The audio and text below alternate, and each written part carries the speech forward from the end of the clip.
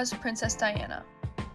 To start, Diana Frances Spencer was born on July 1st, 1961 in Norfolk, England. She received the style of Lady Diana Spencer in 1975 when her father inherited his heirloom. Diana was the youngest daughter in her family to parents Francis Shand Kidd and John Spencer. Diana had a tough childhood. Her parents got divorced in 1969 after 15 years of marriage. Diana was put in elite circles from a very early age because of the location of her childhood home that was located on the Queen's own property. Diana served as a bridesmaid at her sister Lady Jane Spencer's London wedding, at which point she had already met Prince Charles because he was dating her other sister, Lady Sarah. Diana was living in London in 1980, working as a kindergarten preschool teacher, a nanny, and a nursery's assistant.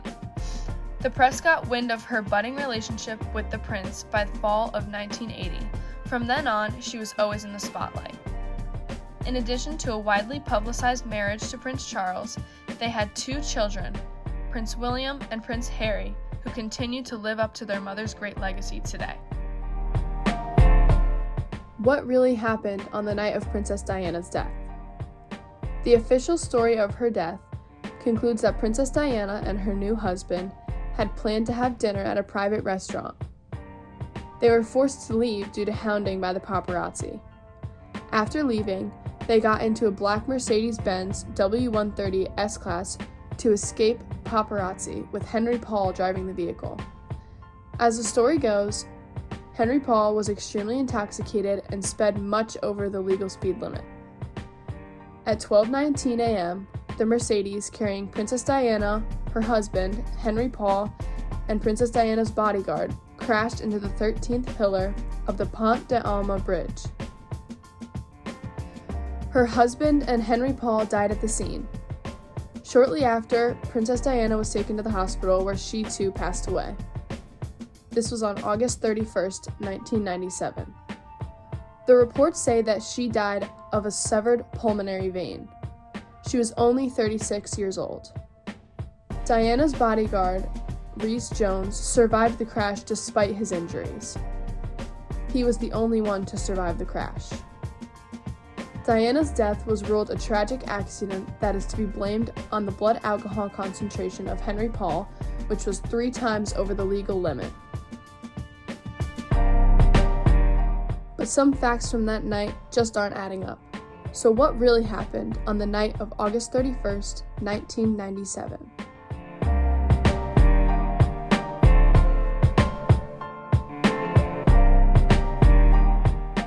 Theory number 1. Pregnancy. One major theory is that Princess Diana was pregnant with her new husband's baby, so the royal family planned the crash for Diana and the husband and the baby to be killed. In history, the royal family is known as a very prestigious and exclusive family. So when it was thought that Diana was pregnant with her new husband's baby, it was very common for people to think that they had been killed off on purpose to eliminate her and the baby. The royals would not want an Egyptian Muslim to eventually be the father of the future King of England.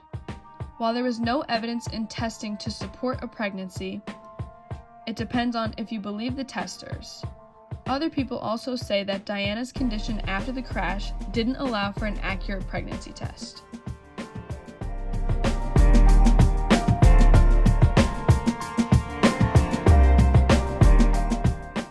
From the time that Diana and Charles' relationship first started in the 1980s, right until the end of Princess Diana's life, she was constantly in the spotlight and being hounded by the paparazzi. It didn't matter where she was, the press wasn't far behind. Even when Diana continued to work as a nursery school teacher while dating Prince Charles, the paparazzi refused to let her out of their sight. From pictures of her inside her private flat in London to frequently getting followed, there was constant press attention. At one polo match in July of 1981, the persistence of the paparazzi caused the 20-year-old Princess Diana and soon bride-to-be to start crying. This press attention continued until the end of her life on August 31st, 1997 at 4:35 in the morning. Headlines across the world read that their black Mercedes was being pursued by the paparazzi in cars and on motorcycles, hoping to snatch a photo of the princess and fade. This ultimately led to the distraction or drunk driver and crash of the vehicle, killing 3 of 4 in the car. Although there are many arguments about what happened to Diana in the final moments of her life, the jury decided on April 7, 2008, that Diana had been unlawfully killed by the grossly negligent driving of the following vehicles: the paparazzi and the Mercedes driver, Henry Paul. Prince William and Harry released a statement in which they said that they agree with their verdicts and are both hugely grateful.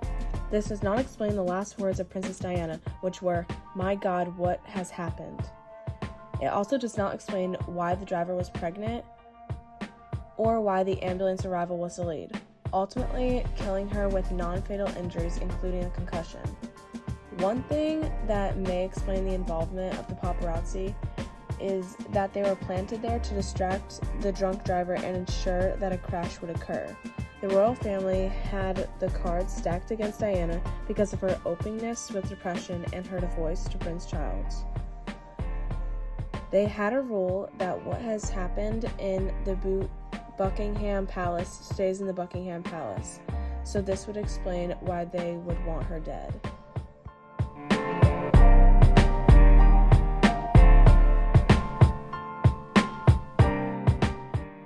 Another well-backed-up theory relates to Diana's condition due to the crash and transport from the hospital. Princess Diana was removed from the car at 1 a.m. and she went into cardiac arrest.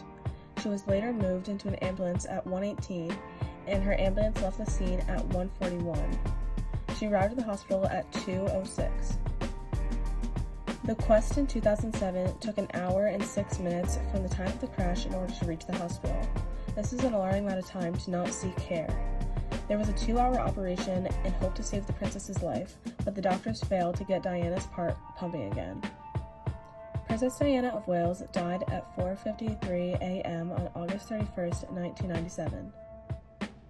We are not saying that the princess's injuries weren't severe, but to die from a concussion, broken arm, thigh cut, and chest injuries is a bit stretched. All we're saying is that maybe these caretakers didn't give 100%, and maybe someone tipped them off. Not only were Princess Diana's injuries a bit suspicious, but the transport to the hospital doesn't add up.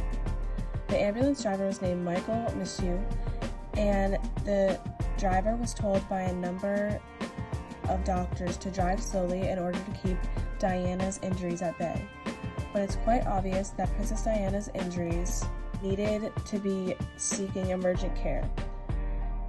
There are many claims that the drive to the hospital was a prolonged part of the plan to kill Princess Diana. The driver spoke in court and said, "Although I cannot say exactly when, we knew from very early on that there was a place available at Pite-Salpêtrière Hospital, and that as soon as the patient's condition allowed, I should make my way to that hospital." This shows that the driver wasn't fully aware of why he wasn't going to the closer hospital. He was just told to, and can't say who or why they told him that. Another important alarming note was that Princess Diana was taken to this hospital, and the second one that was closer to them could have been the minutes that Princess Diana needed to stay alive. And all these factors just add up to more reason that make us believe that there's more hiding behind Princess Diana's death.